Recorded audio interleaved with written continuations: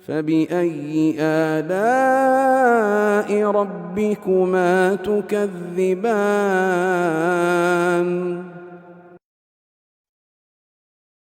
Sekarang Ibnu Hajar menyebut munqati itu ada dua. Pembagian. Kata beliau waqad yakunu wadihan au khafiyan. Ini pembahasan yang ke-7. Pembagian hadits munqati'. Pembagian hadits munqati'. Iya. Jadi hadits munqati' itu ada dua jenis. Ada munqati'nya wadih, jelas. Dari munqati'nya dia khafi, sifatnya tersembunyi. Sifatnya tersembunyi. Iya. Terputusannya jelas. Misalnya seorang tabi'ut tabi'in meriwayatkan dari sahabat. Kira-kira bertemu atau tidak? Tidak bertemu. Ya, kalau misalnya antum temukan riwayat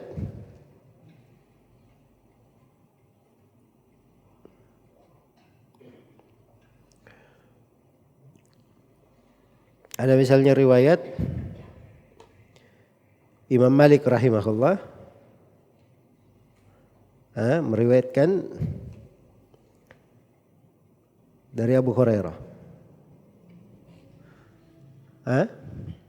Tentu dapat Sufyan Ats-Tsauri. Tentu ketemu Imam Syafi'i. Iya. Jelas ya? Imam Malik tabi'ut tabi'in, atau kita jangan pakai Imam Syafi'i ya, karena beliau masuknya di tabaqat di bawah tabi'in, tabi'ut tabi'in. Sufyan Ats-Tsauri enggak apa-apa. Tabi'in shagir, tabi'ut tabi'in. Baik. Tonton pakai di sini misalnya Syu'bah.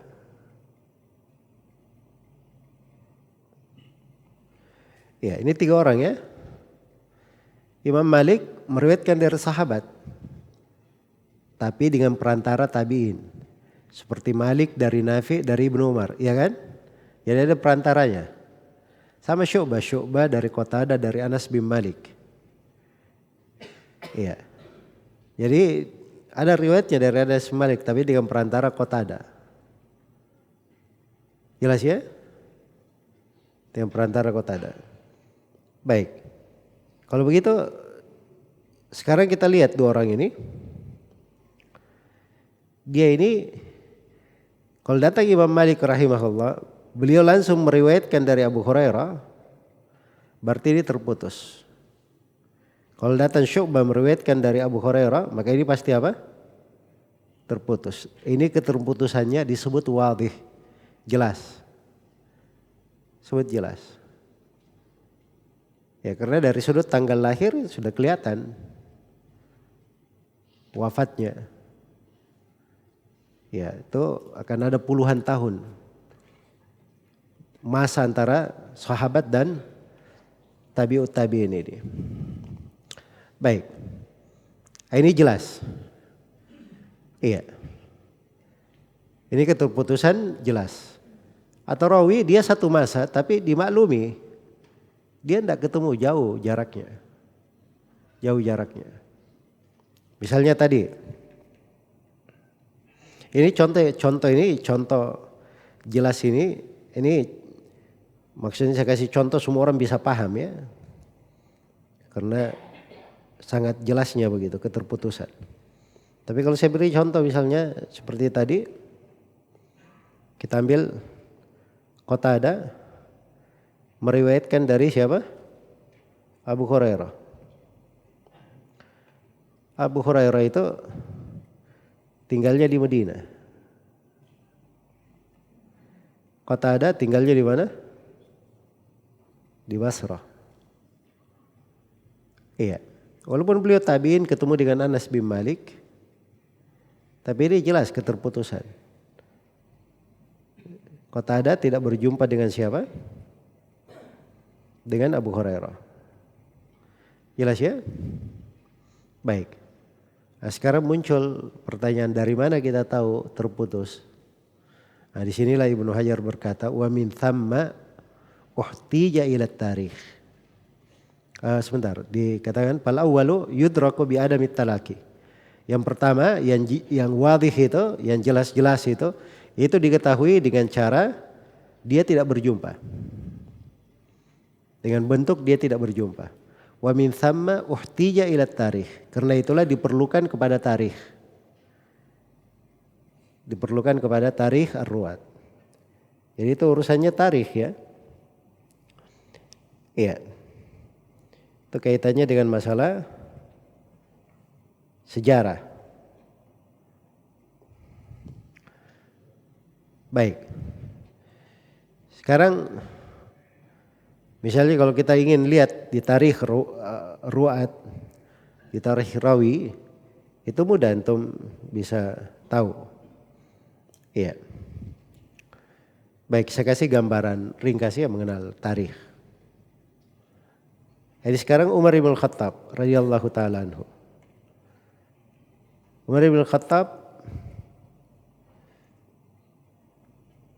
beliau wafat tahun 23 Hijriah. Tamam? Wafat tahun berapa? 23 Hijriah. Baik. Alqamah bin Abi Waqqas.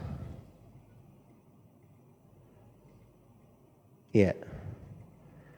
Beliau wafat di pemerintahan Abdul Malik bin Marwan. Nah, disebutkan di sini tarikh kelahirannya. Tapi dia dipastikan berjumpa kalau dia ini. Cara memastikannya itu bentuk lain, nanti kita bahas. Sekarang Muhammad bin Ibrahim At-Taibi.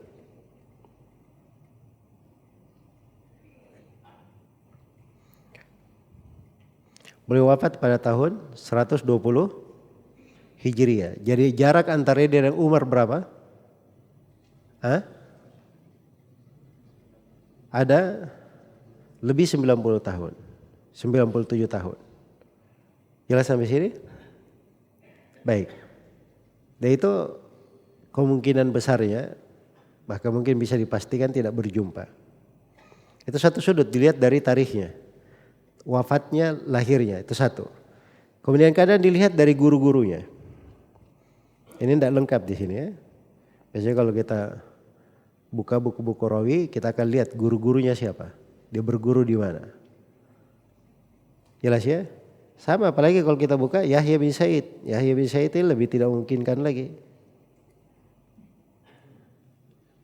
Nah, ini dengan tarikh akan apa? Kelihatan. Baik. Dan tarikh yang dimaksud oleh Ibnu Hajar di sini itu tarikh ar-ruwah namanya. Tarikh ar-ruwah. Tarikh tentang rawi-rawi. Karena buku tarikh itu dua macam. Ada tarikhur ruwah dan ada tarikh al-akhbar. Tarikhul akhbar. Tarikh tentang negeri-negeri, berita-berita. Itu bukan itu yang dimaksud ya. Tapi yang dimaksud di sini tarikh ar-ruwah. Diterangkan tentang rawi itu, kapan dia lahir, wafatnya, siapa guru-gurunya, siapa murid-muridnya, dia pernah ke negara mana saja belajar, rihlanya kapan, ya dan seterusnya.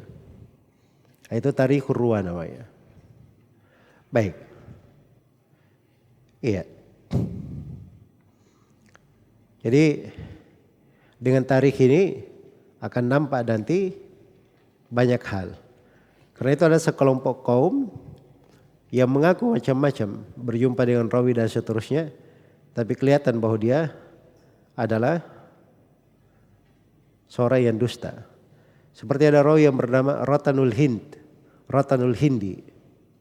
Ratanul Hindi ini iya, dia hidup setelah tahun 600 Hijriah. Terus dia berkata bahwa dirinya adalah seorang sahabat Nabi SAW. Karena itu kata Imam Adz-Dzahabi rahimahullah, wa ma adraka ma ratan. Tahukah kamu ratan itu siapa? Syekhun dajjalun bila raib. Ya. Dhahara ba'da 600 fadda as-suhbah. Dia baru muncul setelah 600 tahun kemudian mengaku sahabat. Wa sahabatu la yakdibun. Dan sahabat tidak pernah berdusta.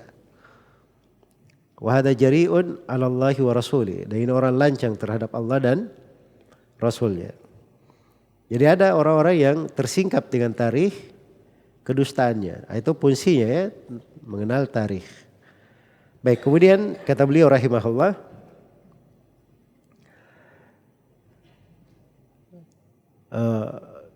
ini masih di pembagian hadits munqati jenis yang kedua. Munqatinya khafi. Wathani al-mudallas. Dan yang kedua itu disebut dengan nama apa? Mudallas. Nah, ini mudallas ini yang tersembunyi. Iya. Mudallas ini tersembunyi. Ini pembahasan yang ke-8, definisi al-mudallas. Kata beliau wathani al-mudallas wa yaridu bi sighatin tahtamilul luqa. Bisa dibaca luqa dan bisa dibaca luki. Ka'an wa qala. Jadi dia datang dengan sighah seakan-akan berjumpa.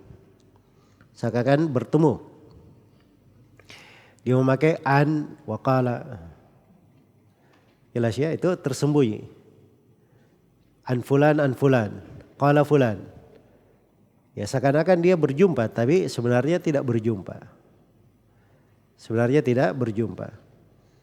Nah, ini yang disebut dengan nama apa? Dengan nama tadlis. Iya. Dengan nama tadlis. Tapi perlu diketahui bahwa tadlis betul masuk dalam bentuk munqati, betul. Tapi harus diketahui bahwa tadlis itu ada perbedaan lainnya. Tadlis itu memberi iham bahwa dia mendengar. Itu dobitnya tadlis. Jadi tadlis itu dia mengesankan bahwa dirinya mendengar dari guru padahal tidak mendengar. Jelas ya? Jadi kalau misalnya Qatadah dari Abu Hurairah, dia pakai an di situ. Itu enggak ada masalah, dia enggak disebut mudallis gara-gara itu. Karena keputusannya jelas orang tidak berjumpa. Jelas ya? Tidak memungkinkan untuk berjumpa. Iya. Tapi kalau dia memungkinkan berjumpa, dia memberi iham seakan-akan mendengar padahal tidak mendengar, itu yang disebut mudallis. Yang disebut mudallis. Jelas ya? Dan mudallis letak rumitnya di sini, memahami tentang pembahasan mudallis ini.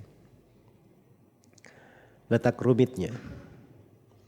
Karena pertama di dalam definisi tadlis itu para ulama beraneka ragam di dalam definisinya. Iya, dan saya sudah terangkan tadi bahwa dhabit yang paling bagusnya menjelaskan tentang tadlis itu adalah menerangkan bahwa mudallis itu melakukan iham. Dia melakukan iham.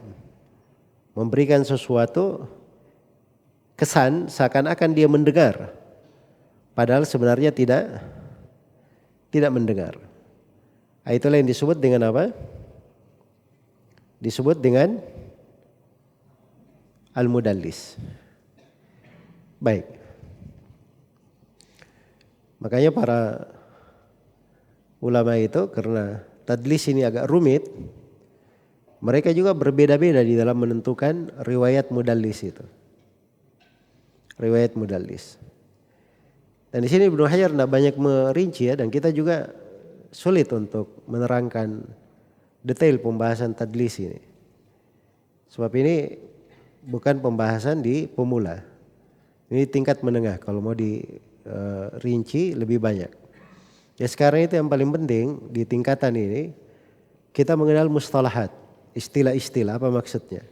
Itu dasar dulu masuk. Nanti kalau masuk rincian-rincian lebih daripada itu, nanti ada buku yang lainnya. Buku yang lainnya. Begitu cara belajar. Jelas ya? Jadi saya hanya terangkan tadlis sekadar yang diperlukan di sini. Ya karena mudallis ini dia tidak bertemu, tidak mendengar hadits itu. tapi dia kesankan seakan-akan mendengarnya. Nah, itu tadlis. Baik, karena rumit pembahasan tadlis ini, Ibnu Hajar ya di dalam buku beliau tentang Tabaqat al-Mudallisin, Ta'rifu Ahli Taqdis judulnya, itu beliau bagi para mudallis itu menjadi 5 tingkatan. Tingkatan pertama ada imam dituduh bertadlis. Mungkin benar, mungkin tidak benar. Kalaupun benar sedikit sekali tadlisnya. Tingkatan pertama. Tingkatan yang kedua ini lebih banyak ya, tapi juga belum sampai dia dikatakan sebagai apa? Mudallis. Yang pertama dan kedua ini diterima. Tingkatan ketiga dan keempat, ini yang apa namanya? Menjadi fikih pembahasan mudallis di sini. Tingkatan ketiga dan keempat. Sebab ini tidak diterima riwayatnya kecuali kalau dia betul-betul berkata haddatsana atau sami'tu. Alhamdulillah. Yahdikumullah. Jadi kalau dia bilang haddatsana sami'tu dari sighah yang menunjukkan dia betul mendengar, diterima riwayatnya. Jelas ya? Baik. Kalau yang kelima ini tingkatan rawi bersama dengan dia mudallis, dia juga rawi yang dhaif, lemah. Rawi yang lemah. Itu kesimpulan di Tabaqat al-Mudallisin yang disebut oleh Ibnu Hajar. Dan disebut oleh Ibnu Hajar itu beliau simpulkan ya dari apa namanya? Jalannya para ulama ahli hadits dalam menghukumi rawi-rawi. Metode mereka dalam menghukumi rawi-rawi. Maka muncullah dengan kesimpulan itu. Baik. Jadi kalau ditanya tentang hukum, apa hukum hadits mudallas, hukumnya apa tadi? Masuk ke dalam hadits lemah. Sebab ini bagian dari hadits munqati'. Ya, bagian dari hadits munqati'. Baik. Berikutnya kata beliau rahimahullahu taala, wa kadzal mursalul khafiyyu min mu'asirin lam yalqa. Ini bentuk yang lain, namanya mursal khafi. Ini bagian dari bentuk hadits mudallas. Iya. Masuk di dalam hadits munqati juga, tapi keterputusan yang khafi. Keterputusan yang khafi. Jelas ya? Nah, keterputusan yang khafi ini disebut dengan mursalul khafi. Iya. Mursal al-khafi. Jadi dobitnya kalau menurut Ibnu Hajar, dia itu adalah seorang yang muasir tapi tidak berjumpa. Dia semasa bisa bertemu, tapi dia tidak berjumpa di situ. Itu yang disebut dengan apa? Mursalul khafi. Oleh Ibnu Hajar rahimahullahu taala. Baik, ini rincian mursalul khafi ini pembahasan panjang juga ya. Pembahasan panjang juga. Iya. Baik. Jadi kalau Ibnu Hajar itu beliau bedakan. Kalau tadlis itu kaitannya dengan orang yang dia sudah pernah berjumpa dengannya. Tapi riwayat itu dia tidak dengarkan. Dia beri ilham bahwa ini dia dengar. Itu tadlis menurut Ibnu Hajar. Baik, tapi kalau dia muasir tidak berjumpa, ini menurut Ibnu Hajar mursalul khafi namanya, bukan tadlis. Tapi sebagian ulama menamakan ini tadlis juga. Kalau Ibnu Hajar tidak, beliau namakan apa? Mursal al-khafi. Itu masalah istilah saja. Tapi mursalul khafi itu ada bentuk lain. Saya kasih contoh bentuk lain. Baik. Sekarang begini, ada rawi. Ya misalnya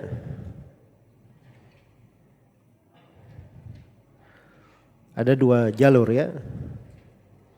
Saya tidak beri contoh realnya, ada alif, meriwayatkan dari ba, meriwayatkan dari jim, ya, meriwayatkan dari ha. Kemudian datang lagi rawi A, meriwayatkan dari B, Hah? Dia meriwayatkan dari Jim juga. Dan Jim ini meriwayatkan dari Dal. Dari Dal baru ke Ha. Jelas ya? Sudut perbedaannya di mana? Kalau di riwayatnya alif, ya kayak begini dia. Alif ke ba, ba ke jim, jim ke ha. Tapi kalau di riwayatnya a, ada tambahannya. Sama dia a ke b, bertemunya di jim. Tapi bedanya jimnya di sini tidak langsung meriwayatkan ke ha. Ada perantara apa? Ada perantara siapa di sini? Ada perantara dal. Jelas ya? Dal masuk ke ha. Ini bukti bahwa ada keterputusan di sini. Ini bukti bahwa di sini ada apa?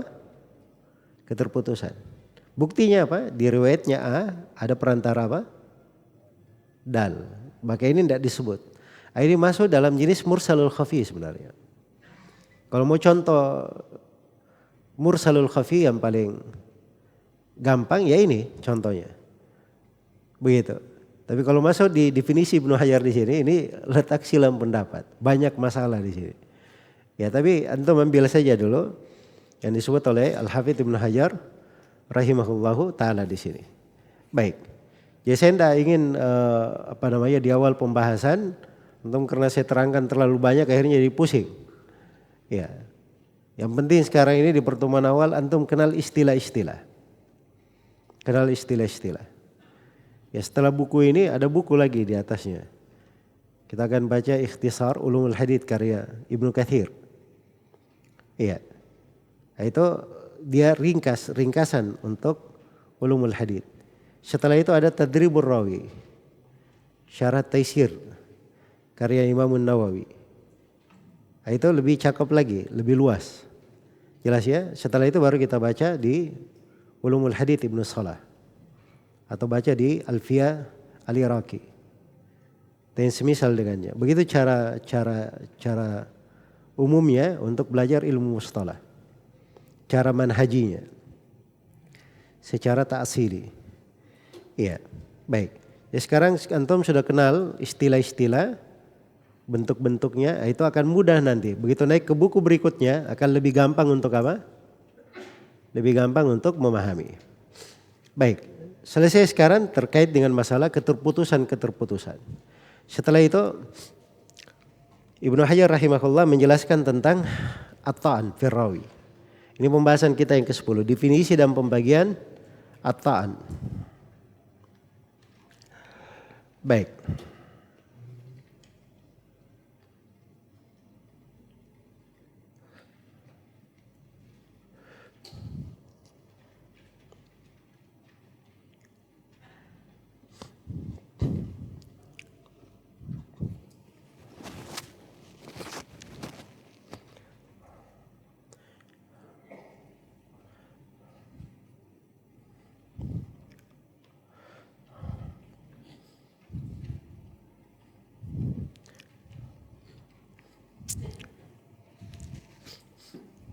Saya sebut tadi bahwa pembahasan tadlis itu luas ya pembahasannya. Karena saya juga belum terangkan pembagian tadlis, bentuk-bentuknya.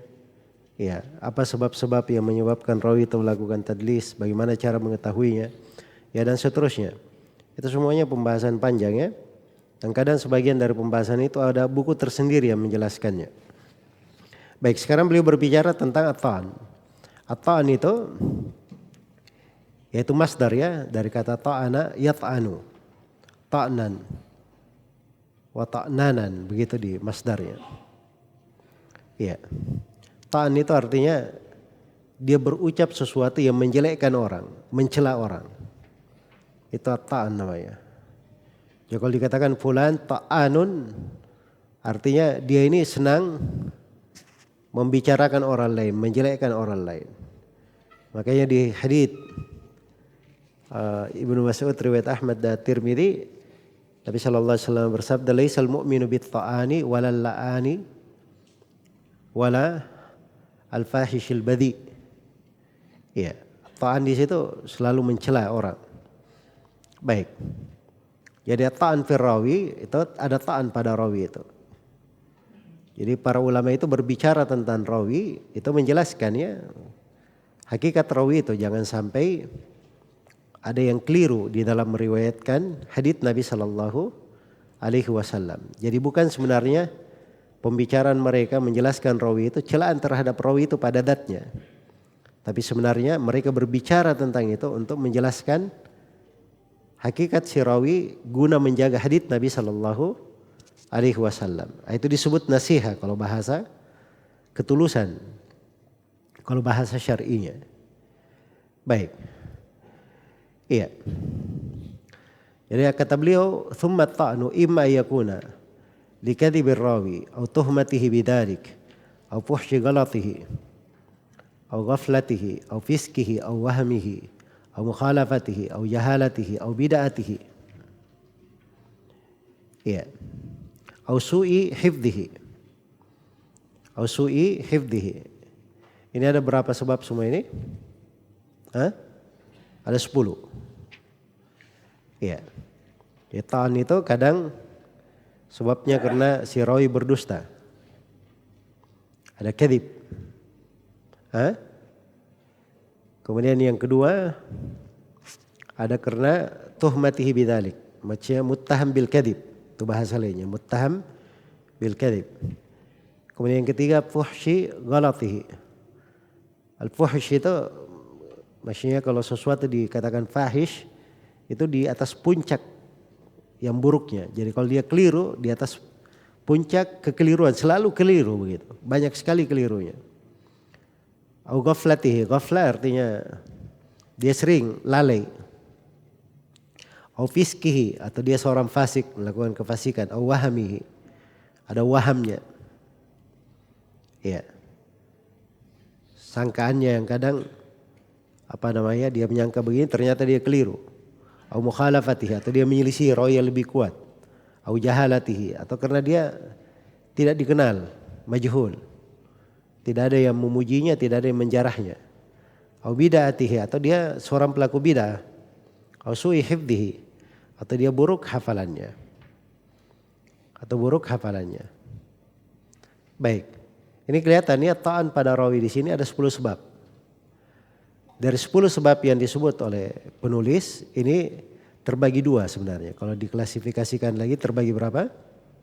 Terbagi 2. Ada ta'an yang terkait dengan adalah dan ada ta'an terkait dengan dhabt. Ada ta'an yang terkait dengan adalah, ada ta'an yang terkait dengan apa? Dhabt. Yang terkait dengan adalahnya itu ada 5. Pertama al-kadhib, yang kedua tuhmah bil kadhib, yang ketiga al-fisq, yang keempat al-bid'ah, dan yang kelima adalah al-jahalah.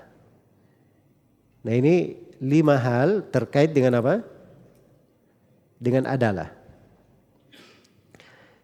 Yang lainnya itu 5 hal terkait dengan ad-dhabt, ta'an pada dhabtnya.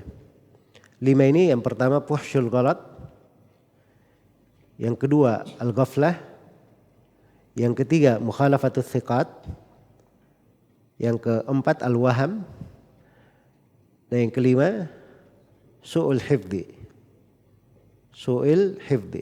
Jelek hafalannya. Baik, sekali lagi saya ulangi. Seluruh yang disebut oleh Ibnu Hajar jumlahnya ada berapa? 10 sebab at-ta'an fir rawi. Sebab ini kalau diklasifikasikan terbagi menjadi 2. Yang pertama ta'an pada apa?